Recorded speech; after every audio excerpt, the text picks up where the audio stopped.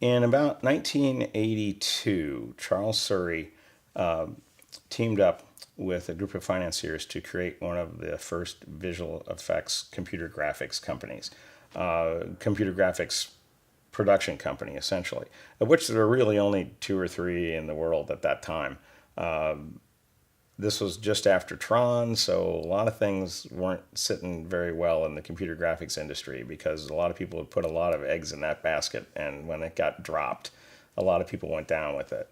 But Cranston Surrey was one of a handful of companies that sprang up after that, along with Pacific Data Images and Digital Images in New York and some places like that. But we were in Ohio, which was a sort of untenable position for anybody that had aspirations of working in major media. Because especially in those days, and not too much different today, New York and LA are where it's happening. And if you're going to be outside that sphere, you're going to have to work extra double hard in order to make it happen. But we had the secret sauce, and we were able to start doing work with the major networks on opens for things like ABC News and so on. Cranston Surrey really got started by working with a lot of the New York television companies. So we worked on ABC News. We had a thing with CBS Sports. We did some work with ESPN. We had, which was brand new, and we had done work for the Super Bowl Open in the 1984 Super Bowl. So we were getting our feet into a lot of different places where we had really, really high visibility. We were working with Cinemax at that point, which was brand new also. Cable television was brand new.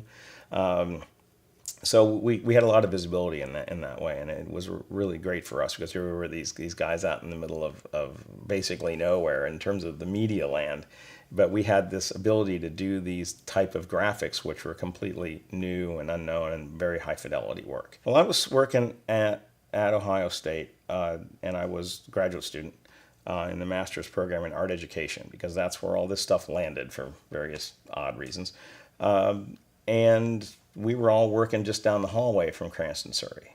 And Cranston Surrey was hiring the people that had graduated in the years immediately previous to us. So they were searching around as the students were going through the lab for the ones that had a knack for doing this stuff. And so I was lucky enough to get chosen in that sort of second group that came over into Cranston Surrey. And so in those days, CG generalist wasn't really a term for anything because everybody was a CG generalist. And in those days, CG generalism also meant coding. We didn't have any programs that you could interactively see what you were doing. The picture was appearing on a different monitor than the one that you were typing code onto. And that was a very special monitor that only one person could use at a time. It was a hand-built frame buffer, that's what it was. And so my job was to animate and render all the stuff needed for whatever it was we were doing. And so that meant you were doing your own modeling work, which was done on very rudimentary systems. And it meant that you were programming animation by literally manipulating sine waves in the C code.